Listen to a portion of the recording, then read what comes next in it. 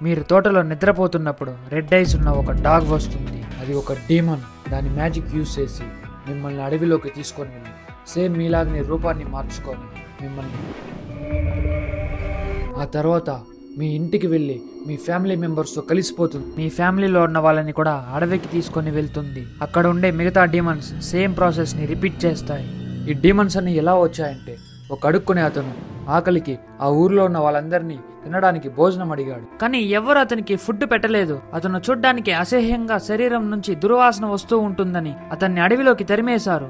కానీ అతనికి ఆ అడవిలో ఒక గుహ దగ్గర శాతాన్కు పూజ చేస్తే కావాల్సింది ఇస్తాడని రాసి ఉండడం చూసి శాతాన్కు పూజ చేశాడు. అప్పుడు శాతాన్ వచ్చి నువ్వు జంతువులాగా మారి నీ ఆకలిని తీర్చుకో అని ఈవిల్ పవర్స్ ఇచ్చాడు. తెలియకుండా శాతాన్కి పూజ చేస్తే ఇలాగే జరుగుతుంది. పాపం అతను ఆకలి కోసం పూజ చేశాడు, కానీ ఇప్పుడు ఒక డీమన్ లాగా మారిపోయాడు.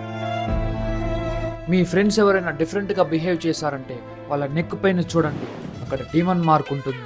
అప్పుడు వెంటనే మన ఛానల్ని సబ్స్క్రైబ్ చేసుకోండి. నేను కాంగ్ని అక్కడికి పంపించి మిమ్మల్ని కాపాడుతా.